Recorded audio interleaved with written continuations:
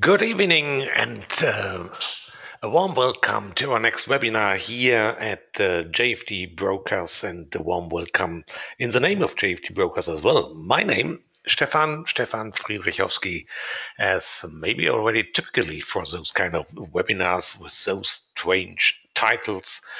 And since it's the first webinar in 2019, I think it's still a good time to wish you all the best. I hope you have had a good start into 2019 and that this year will be a wonderful year for you. Yeah.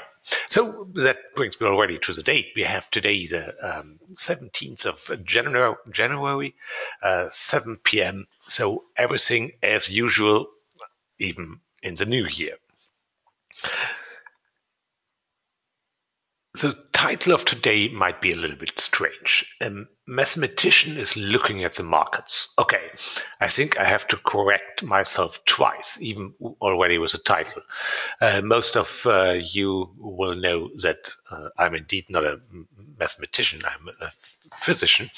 But anyhow, I thought the title is this way a little better than to use physics here in that title. No, so okay, that's the first correction. The other one, of course, the mathematician is not really looking at the markets in terms like going to Frankfurt and see what's going on there directly at the stock market. No, of course not. So we will have a look to the prices, and that will be the main look, and everything around that. So otherwise, I just could stream the view to Frankfurt. And anyhow, that would be not a good idea. So we change perspective. That is what I really meant with that kind of title. So today we do not really talk about new trading strategies, and even there might be one a little bit talking about EMAs, and that for a lot of people is already a trading strategy, and I will try to show or convince you that it's maybe not the best idea. But so it's not about trading strategies as for lots of other webinars.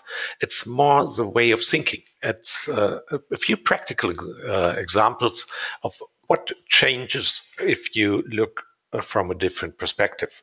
And it's more an invitation to share that view. And maybe it will open a few new relevant things for you as well. At least that's what I have in mind, doing exactly that kind of webinar. As always, you can, oh no, you can't.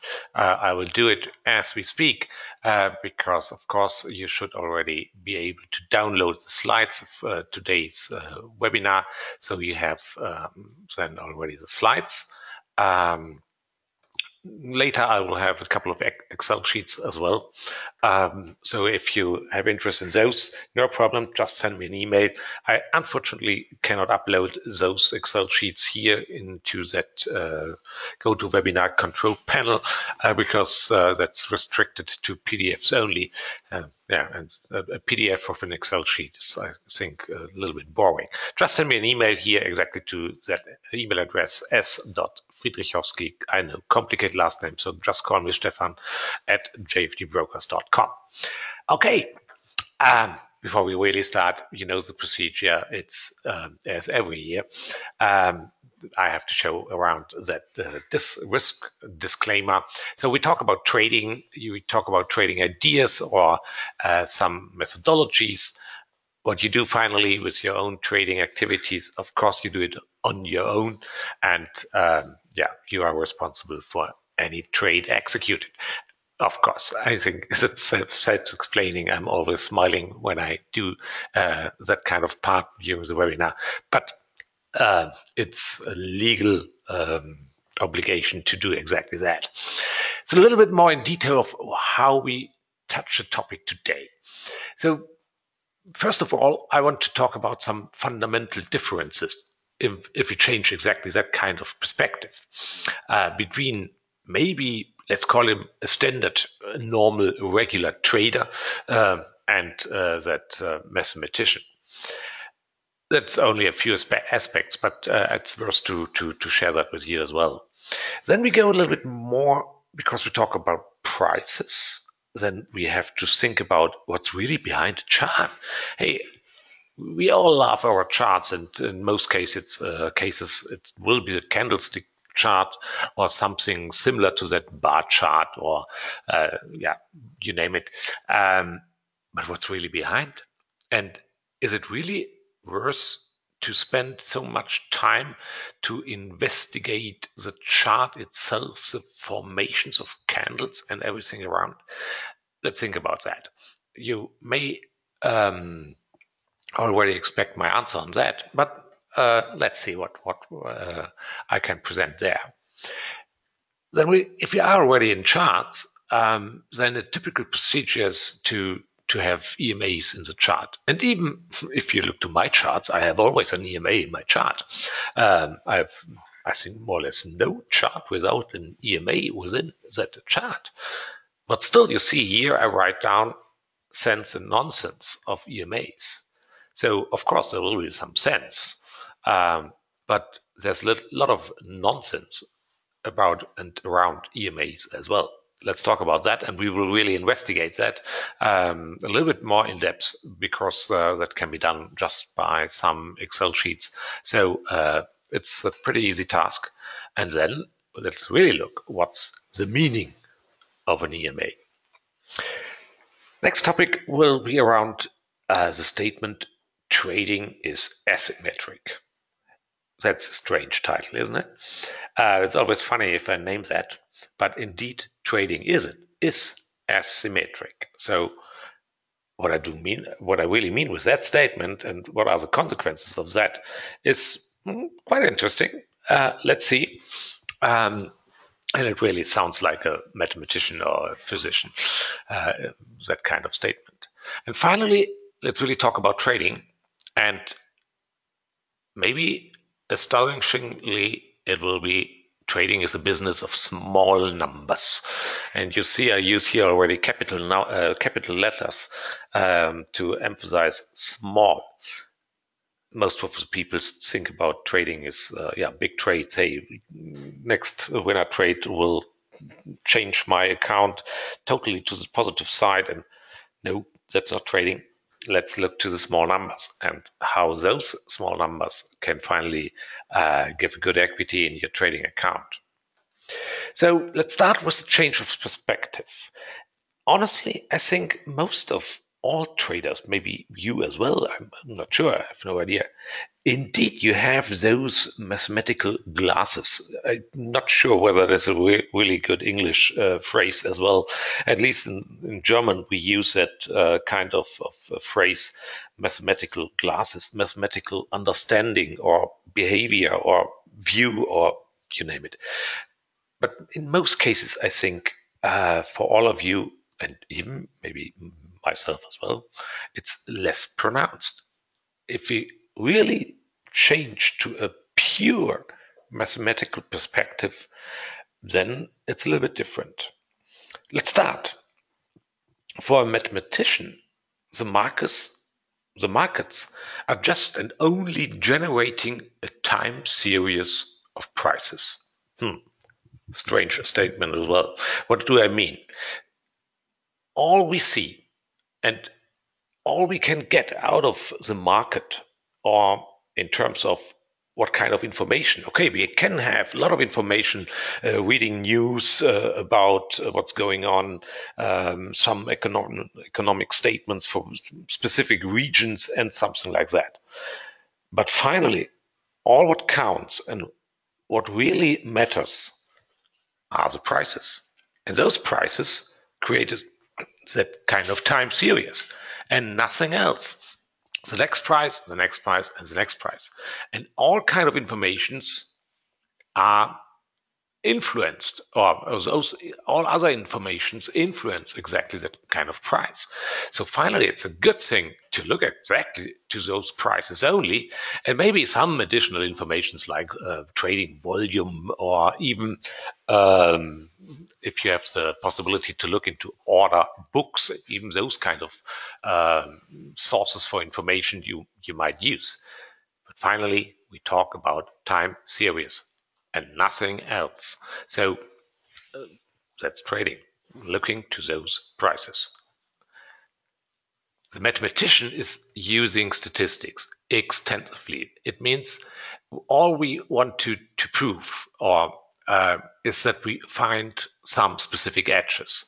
And definitely for a mathematician, the statement will be true: no trade without a proven edge. And really think about that statement. Think about maybe your own trading. Think about next day, yesterday.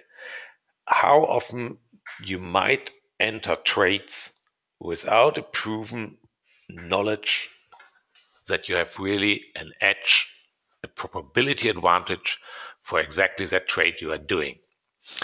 Yesterday in the German webinar, it was just only 1 day ago. Now we have 2 days ago, we have had the Brexit decision in the British Parliament, at least the vote around that.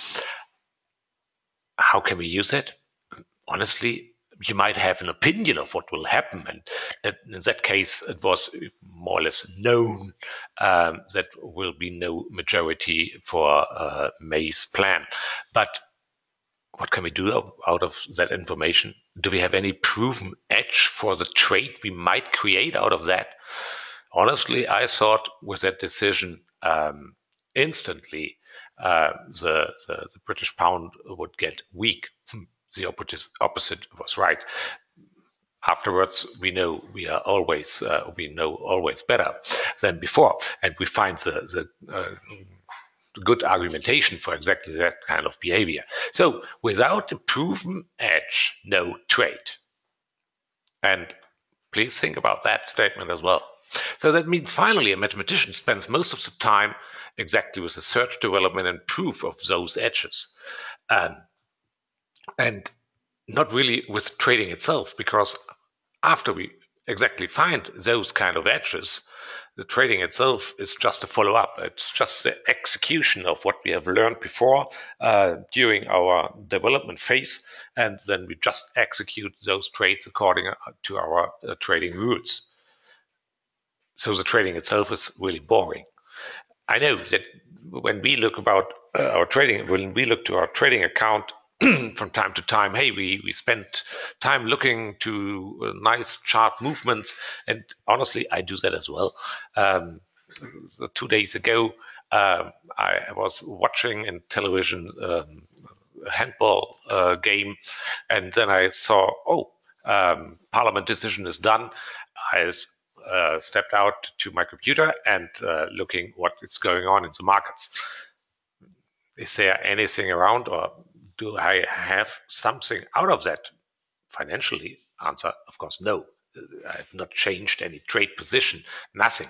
But I was simply curious of what's going around. So, of course, I do that as well. Finally, for a mathematician, of course, gut feeling or any beliefs or do not play any role for anything.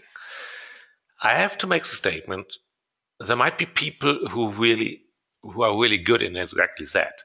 That they have a feeling of, tomorrow DAX may turn to the north, and they might be right. It was exactly that kind. Let's call it analysis or whatever. Will drive exactly that kind of conclusion.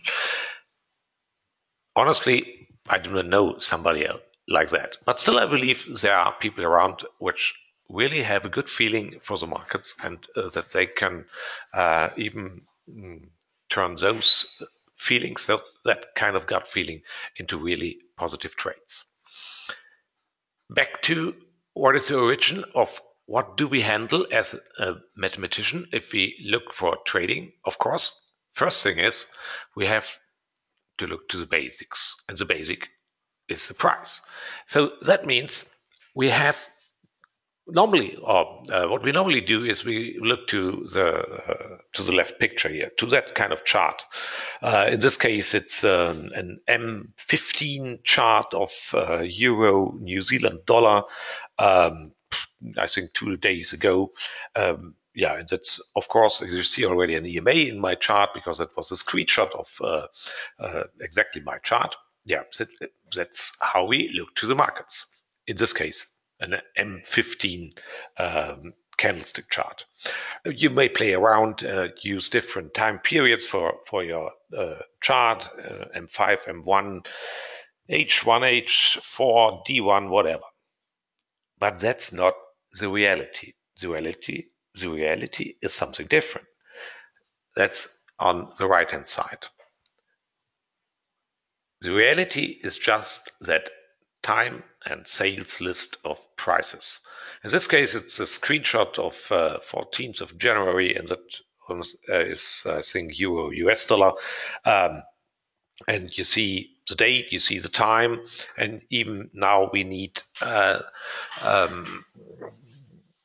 subs from seconds. So here 0.15 second, 0.25 second, and then we get price just on the ask and on the bid size.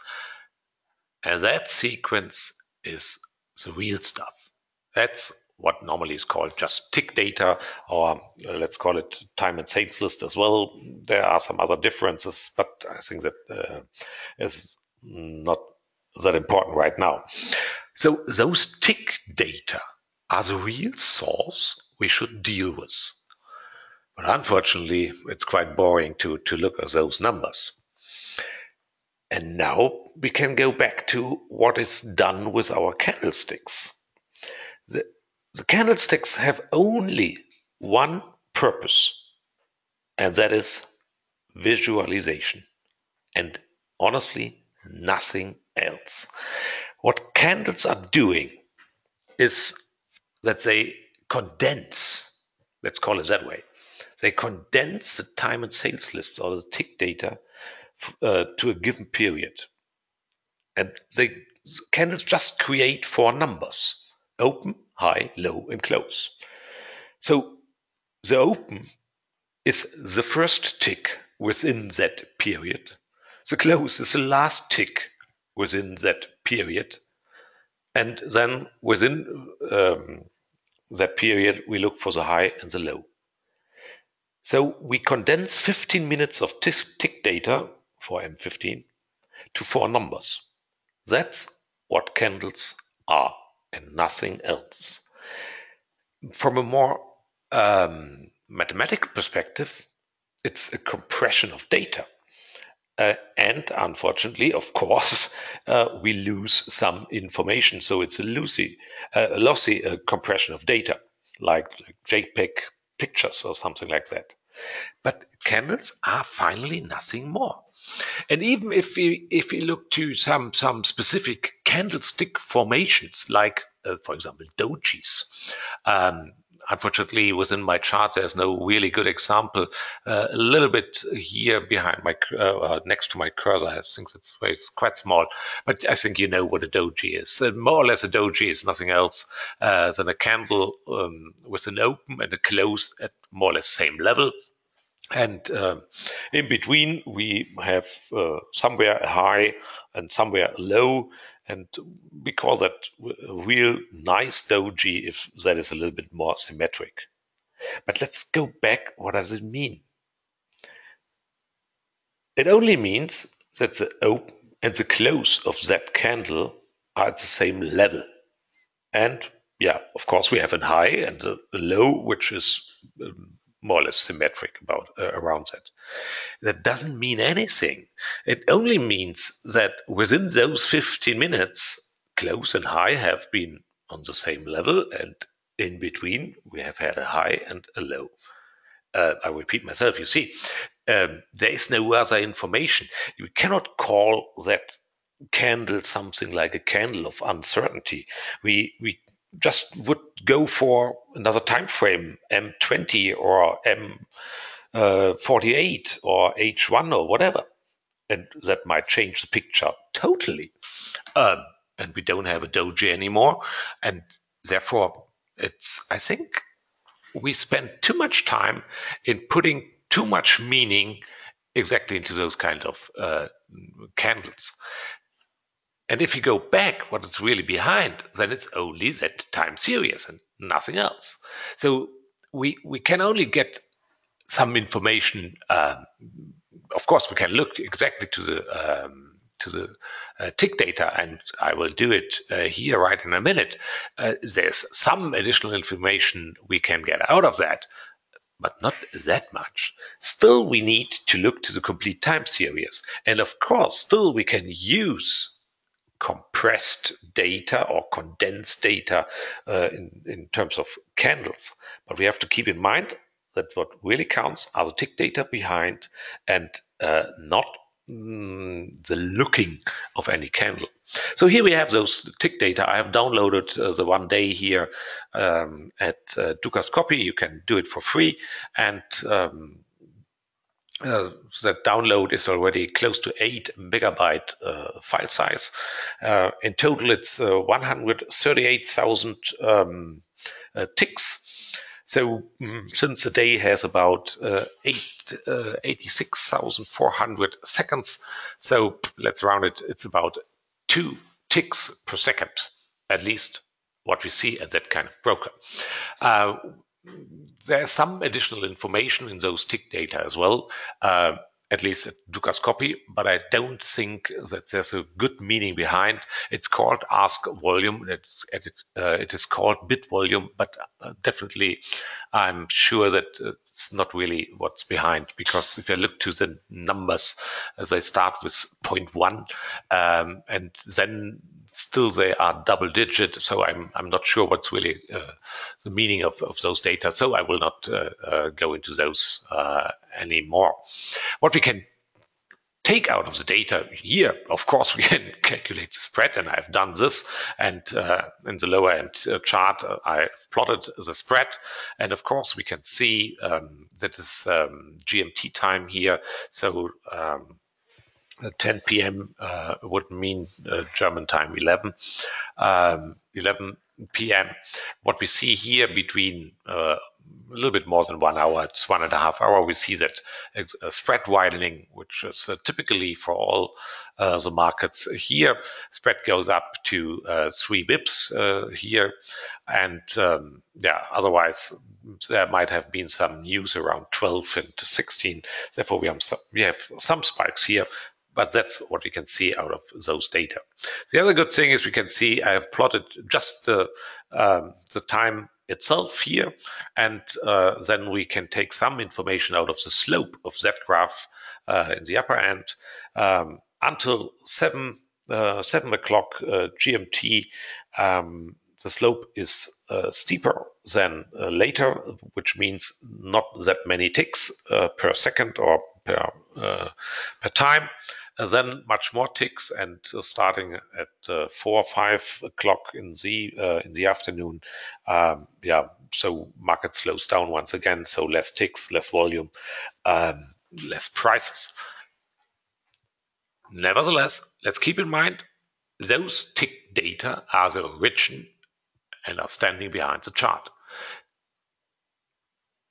If you really look, if you want really to be in all the data, we would have to use those. Still, we can use our candlestick numbers, of course, because we can use that condensed data for any analysis as well. But we have to be sure what we are doing. We have to keep in mind that the real meaning of any candle, I would give it not that much information. I know there are a lot of people telling you exactly the opposite, but that's at least my understanding from that more mathematical point of view. Okay, but let's go on with that. And let's see what we can take out of those kind of charts as well. Because let's go start with the chart. Really, what I'm normally doing as well here. So here's even my computer screen, and you see all my charts have an EMA within the chart, and there might be the question why I use an EMA or why other people are using EMAs in nearly every chart. Of course, sometimes it really looks brilliant. Look around here to that chart. In this case here, price is above EMA. That would be a good long opportunity. And later we would have another long opportunity right well here. Price is really far above EMA. So it looks a little bit like above EMA, going long, below. Let's go to the left-hand side here. Below EMA, let's go short. And okay, from time to time it doesn't work, as we see here. Yeah, that's now here statistically maybe an example of 1, 2, 3, 4, 5, something like that. So that's not a real statistical analysis. We have to go into that much more in depth in order to draw any conclusions. If we look to the chart, and let me change here the timing and now go for D1. Oh, once again, it looks brilliant. Here, above EMA, we should go for long trades, short trades, and later short trades. And once again, you see, it seems that we immediately find the proof within the chart that that idea to use that EMA for trading sounds or looks like a brilliant idea, as you can see within the chart. The downside is that we look for exactly that, what we want to see. That means we look exactly to those periods in time where our hypothesis is exactly right. And we ignore all the other cases which we don't like and we don't want to see. So there's only one way out, and that is let's do it mathematically. But before I do, just starting about that, EMAs and SMAs, which is from at least for me more or less the same. I know, of course, the right calculation between EMA and SMA. So SMA is it's just the average of let's say for an SMA 200, it's the average of the last 200 close prices of whatever candle period we have chosen. So that's quite easy to understand. EMA is calculated a little bit different in a way that the near history is more pronounced, more weighted than the prices which are more far in the past. But anyhow, it doesn't really change the overall picture. It's a little bit. It's only cosmetic, at least from my end. Those indicators are really the most popular tools within any chart. But I think that the meaningfulness of those indicators are commonly really overestimated. As we have seen in my chart, it looks quite well, but let's do the clear analysis. And but before doing that, let's change the perspective once again, because then we will find out already what's an EMA really. EMA or SMAs are really solely a methodology for price smoothing and nothing else. An electrical engineer would just say it's a low pass filter. So it's noise reduction. That's all. All that wiggling around, that is cancelled. That is smoothed out with an EMA or an SMA. So from an audio perspective, it's something like noise reduction. Still, it's something good to have it in the chart because we see around that noise. If you just look to the EMA, unfortunately, the EMA itself we cannot trade. But remember, we have had already strategies like mean reversion strategies where we use the EMA as something as a fair value. And if we have huge distances between the current price and that EMA, we use those exactly for entries for trades. So yes, we can use EMAs, but not maybe just in the way I used it when I talk about my chart. And I will say I will do an analysis and I will not really prove that there's no more meaning within that EMA, but at least it's an analysis, and I would like to share that with you as well. So what I have done, I simply took D1 data here, and I use the same, and you can have the Excel sheet with the H1 data as well, but even the D1 Excel sheet is already quite slow doing the calculations and those graphs here. Therefore, I do everything here with D1 data, but I used other time frames as well. So what I have done here, of course, the price, date, open, high, low, close, as always. Then I calculated the real EMA, not the SMA, with the standard formula. And with some period, we can change that. And then what I calculated as well is just the difference between the current close and the close of the day before, or the candle before, and that in absolute numbers and in percentage values. Then I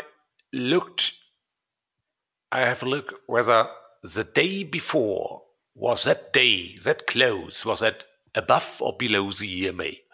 And thinking about what we have done in the chart was, okay, if we are above the EMA, then we should go for a long trade. That was the basic idea. And therefore, I would then, based on that close price, I would start, let's call it a trade, and would close that trade at the close of the next day. So therefore, I have to look for the previous day in order to do that calculation and to do that decision. And what I have done here, I then calculated exactly that trade as being a trade with 0.01 lots. And up to now, we will change that in about 5 minutes, without any spread and commission. Okay, you might say that's not trading. You're right. But for first calculation, let's do it without any costs. So no spread, no commission. And therefore, we can even theoretically close every day, every candle that trade, and reopen the next trade once again. It doesn't matter in this case because we don't have any costs. If we would look from a more trading perspective, of course, we would not close the trade if we would reopen in the same direction. And therefore, I prepared that Excel sheet here already for those switches. Switch would mean, hey, direction changes, and later we will incorporate the costs here once within those trades as well. Let's start with the upper picture. That is just the price, euro, US dollar, over the last 16 years or 15 years, and you will see the EMA as well. You see strong, long movements here, really quite well. Then a period with some changes here, a period with very good short opportunity. Let's call it that way. But now let's look what is the equity curve without any spread and commission. I have to emphasize that. And you see the result is quite disappointing. So with my 0.01 lot trades, we would have earned over the last 16 years in total $300. Well, let's change EMA period to some other values. Let's go down the road. So I started with 256, and now I go down here to 128. You see, this is my standard procedure that I do it just by a factor of 2. Okay, the picture doesn't really change that much. Let's go further down. Hopefully, it will get better. But I can tell you already, it will not get better. So we can choose whatever EMA period we want. We will not be convinced of any EMA period which really helps us here to get good results. There are times where it really worked, but there are also always times those side word markets. We lose money with that kind of strategy, and that, I repeat myself, even without costs, so without spread and commission. Is that a proof that there is no intrinsic meaning of any EMA? Of course not. It's not a proof, but it's a good hint that we should not base our trades just on how close prices are related to any EMA. So you see, finally, I have an equity curve which goes to the minus within that kind of situation. But also the positive ones have not been really good examples for a new trading strategy. But you see, we have now a negative value. Okay. That brings me to the next topic. Since my last equity with a small EMA was going south, so I would have lost lots of money. And then we might have the idea, hey, brilliant, let's change the trades, go from what is originally meant to be a long trade, then we should change it to a short trade and vice versa. But unfortunately, trading is asymmetric, and that now you see exactly what I mean. And that's because, so the real reason behind the asymmetry is spreads and commission. They cause the asymmetry in all those trades, which means that finally a loss of a long trade is not automatically the profit of the same short trade.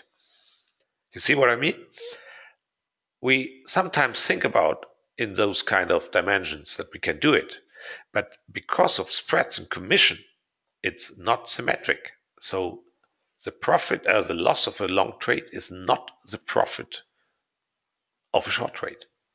Let's call it the same short trade. That's let me start my sentence again.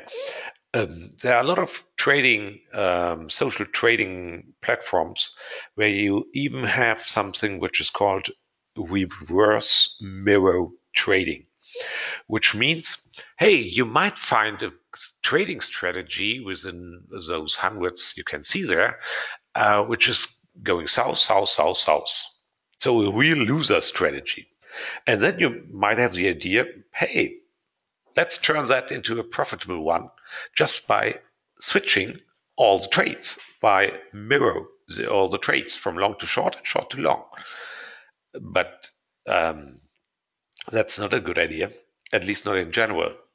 Mathematically, you can do it, but only if there's one condition fulfilled. And that is what I call here now the gross loss of those trades, gross in the sense of without spread and commission. If that gross loss of those trades is bigger, is exceeding all the costs for spreads and commission, and in this case, I do a mathematical mistake because I compare a minus number with so it's not really a bigger. It's mathematically it would be a smaller, but you know exactly what I mean.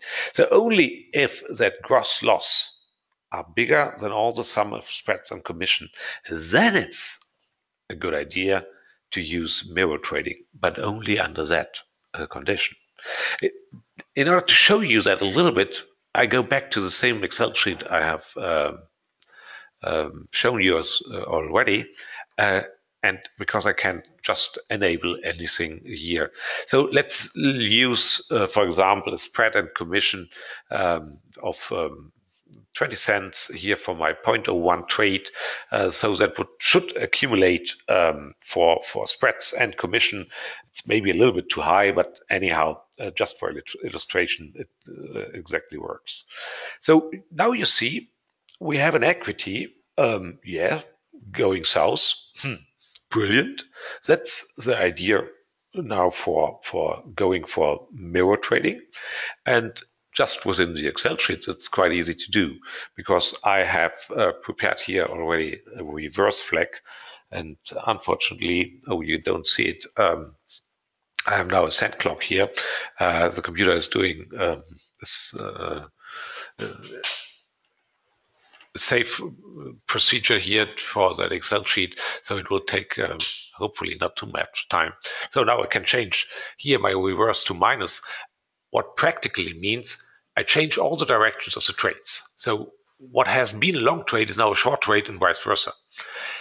And you see, yeah, my equity is better than the previous one, but still not good enough. So I could not change my negative equity by doing exactly the reverse trades and enter finally in a positive equity.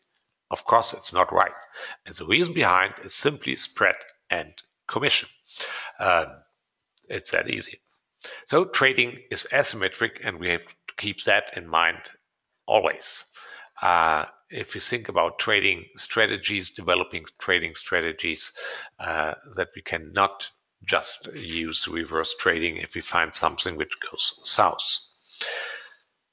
Let's be a little bit more practical because I mentioned trading is a business of small numbers. I think a lot of people, and I do not think that you belong to that kind of group, because otherwise you would not listen to webinars like this one here, that really trading is something around big profits. Big profits in the sense, okay, I have a 1,000 euro account, and next trade with my plus 500 euro, that trade will bring me back on track, that I'm really earning money with my trading strategy, with my account. No, if you would have something like that on this 1,000 euro account, and the next, hopefully 300 winner trade will do the job, then this is not trading, that is gambling. That is nothing else than gambling. Real trading is just the sum of all small trades, small winners and small losers. It's not to sum up some good big trades and in between have some losers. No, that would be gambling. Let's be a little bit more practically here. Let's do a short and quick statistics, and later we will do it in an Excel sheet. But let's start with numbers as you may know. Maybe you have to multiply everything by a factor of 10. I don't know. Let's start with an account of 1,000 euro, and let's think about we have a target on a year base of 20%. So finally, after 1 year of trading, there should be not anymore 1,000 euros, there should be 1,200. You may think, oh, that's not a good target. That's small. Once again, a small number. But honestly, if you even would go for that number and you can prove that you can do that kind of job 10 years in a row, then you're really a perfect trader, I can say, yeah. But for a moment, let's keep it as 20%. Let's think about we are doing 250 trades per year, which should reflect exactly one trade per day, excluding Sundays. So therefore, the numbers are fitting quite well. And let's think that we trade with 0.02 lot. That might be a good standard situation for a lot of traders. So, of course, we have to incorporate costs per trades. And here, even for that 0.02 lot trade now, I assume 20 cent, which is not possible at every broker. There are a lot of brokers which are more expensive for that. But let's keep it at 20 cent.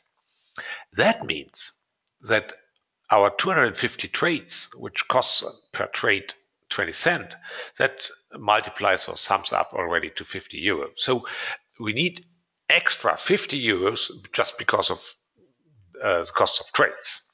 So finally, we need, in order to hit our 20% target, after costs, we need to earn 250 euros. And since we are doing 250 trades, that would mean we need €1 per day as a final result for every day. Now you see we are back to my small numbers. So we need an expectation value of exactly €1, then we would hit our final target of 20%. Practically, it would look more like this kind of sequence. Like, okay, the one day we have plus 30, then maybe 3 times in a row minus 10, 125, and two times, as you see what I have done here. So finally, those 7 trades would sum up to €5, which would be 71 cents per day. So we are already close to our target of €1 per day. But now comes the critical question. How can we realize that we are on track? And let's say it that way, I disappoint you already at the very beginning. To answer that question seriously is extremely difficult. We need not only 200 trades. No, we would need far more than a couple of thousand trades in order to answer the question whether we are on track, yes or no. Because even if we would lose money after 250 trades, finally, maybe we have not earned 200, we lost €100. We might be still on track. That's maybe astonishing, but that's statistics. Let's look to that because we can simulate that quite easy. And let's go here. So what I have done here. I simulate a trading account. That's what I'm doing here. And to simulate the trading account, I use random numbers. And I have a certain hit rate. Oh, sorry, that's still in German. So Schwelle means threshold. So finally, that is the hit rate. In my case here for that, let's call it a trading strategy, which I want to simulate here. I have a hit rate of 55%. And my average gain is +1, my average loss is -1, my risk per trade should be €10. So that would mean finally either I earn €10 or I lose €10, but in both cases I have to pay commission and spread, which I said is 20 cents for exactly that trade. And then I calculate that kind of trading sequence. So that would reflect my trading results after each day. And sometimes I lose, sometimes I win. And I'm already at a hit rate of 55% because otherwise, including spreads and commission, I would not even earn any money. So my expectation value is finally 80 cents, which multiplies exactly to my €200 after 250 trades. So good. And you see here trading the equity on the right hand, but not only for 1 year, no, that's already for in total 40 years. So after 10,000 trades. And that equity looks brilliant. I mean, I think everybody for us would have or would like to have that equity within our own trading account. And still, okay, there are drawdowns.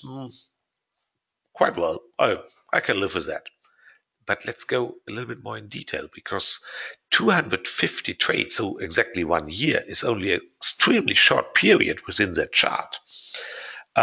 And from here to here, for example, there are 500 trades and we would not have earned any money. And you find similar situations within the chart. In order to pronounce that kind of situation even more, I have done another calculation here with the chart on the left-hand side. And what we have here is the average profits after 3,000 trades, calculated after 3,000 trades, after 5,000 trades, and so on. We know from that kind of strategy, because in this case it's mathematically done, we know the hit rate, we know the expectation value, we know exactly the those numbers which describe that kind of strategy. So we know that finally we will be on 80 cent per trade. But you see how long it takes to come to that value? So we need thousands of trades in order to really show up that average expectation value. So that means even if we have such a trading strategy in our real trading account and we are just looking after 1 year, we might not know whether we are really on track. In order to illustrate that a little bit more, I have done the same kind of analysis really on a year base. And even for two kind of examples, but let's start with the one we know from those numbers we talked about a second ago. So hit rate was 55%, and so our target per year has been 200 euros. Then I have done, let's call it that kind of experiment once, twice, third time, fourth time, and so on. So let's think about 14 traders doing 1 year exactly the same, or using the same kind of statistics for the trading. And so then we have first year 260 euro. Another one for 1 year would have earned 160. It's exactly that blue curve here. And you see the problem? We are doing trading, and what we know is that real statistics we can only have after hundreds, thousands of trades. And that's exactly what I want to show and want to share here with you, that you cannot judge any trading strategy even after 1 year. Look for the fourth result here. That was a minus 30 euro. And still that is within those kind of statistics. So even after 1 year with a profitable trading strategy, we would have lost 30 euros. Okay, there are other examples with really good numbers. And indeed, with my average of 20% here, it's not that bad. In most cases, we are close to that. We don't lose money only in 1 year. But if I do the same kind of analysis just with a 10% target value, then it becomes much more difficult to draw any conclusions, or at least from a psychological side. We have a lot of years here and we lose money, and still, because that kind of statistics is done in the computer, so to say. So it's a proven profitable trading strategy. And you see, still, there are a couple of years and we lose money. So it's really a hard job to judge whether we are on track with any trading strategy or not. And it becomes even more problematic if you know that conditions might change, markets might change, and we might even think about, is our strategy still valid, so to say? So all those aspects we have to keep in mind as well. And then still we have that kind of statistics. So we need lots of trades in order to have any statistical statement out of any trading strategy. Let's go a little bit further in, but exactly in the opposite side. Let's for a moment assume that we are able, I don't know how, but let's assume we are able to narrow down that target corridor to 5% to 10%. So within that level, not only between 5 and 10% as a yearly profit, an annual profit between 5 and 10%.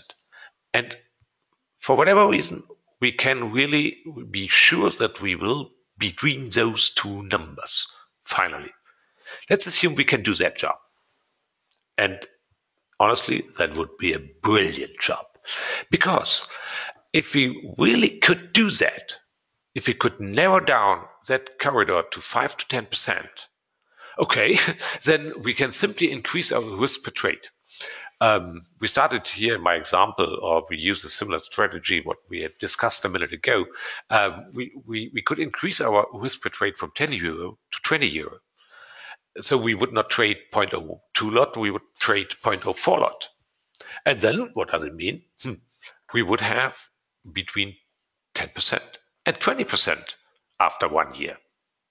Brilliant. We can do even more. Why not go for a factor of 10? Still, that would fit into our 1,000 euro account, because if I do the quick calculation about our margin requirements, which would be now be at 200 euro per trade, okay, that still would fit into our 1,000 euro account. So we finally end between 50% profit and 100% profit. Isn't that brilliant? Of course it is. But is that realistic? Unfortunately, not.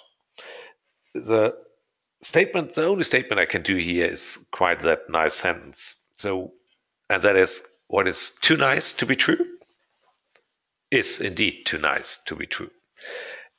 And nothing else counts here. So whenever somebody is promising you, I can narrow down my target corridor for annual profit to those numbers, and going here for CFD trading, where we can still increase the risk per trade. So it's not like buying any stocks, real stocks, not CFDs. If somebody is promising even those small numbers like 5 to 10 as being a corridor, I would be skeptical, because you see how we can scale that up, we can leverage that up and still be within any margin requirements for a standard account. And I think you will not believe that you finally would have something between plus 50 and plus 100, and that every year. I repeat myself. Of course, one can, or one might achieve numbers like that for a single year, or there might be even people who are doing that within 1 month. But I'm sure that cannot be repeated every month or every year within that kind of region of numbers. Keep that in mind whenever you listen to other people's stories here. Oh, we have already more or less done 1 hour here, so I come to my summary. So, in a nutshell, the view of the markets of a mathematician is really completely different from just looking to big profits and looking to charts around and hopefully doing all the right interpretations. And you see, I use the frame as a phrase, hope. No, that's not the business of any mathematician. The job is prove statistical edges before you even open any trade. And only if you have a proven edge, then you start a trade. What we have done is, as well here, is that we look around about candlestick charts, and I still do that kind of statement that I say those charts are brilliant, but for visualization only. They do what they do is they compress our data in a sense, or in a way that we can better look to those data, so we don't have to look to those series of numbers.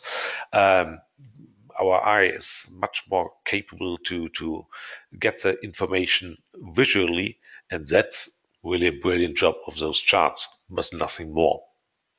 Even if you use indicators like an EMA, they don't have any intrinsic edge. You still can use them, for example, for noise reduction, in order to see what's really going around, besides that wiggling around of the prices.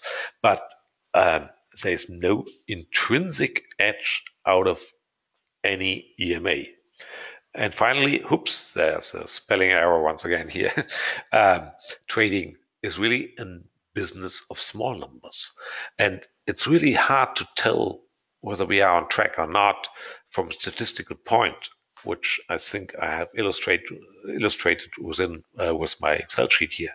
But of course, I think you will agree that trading is really a business of small numbers. It's not the one big trade which will turn my account. No, what we target for is to have a sequence of trades which finally bring my equity to the north.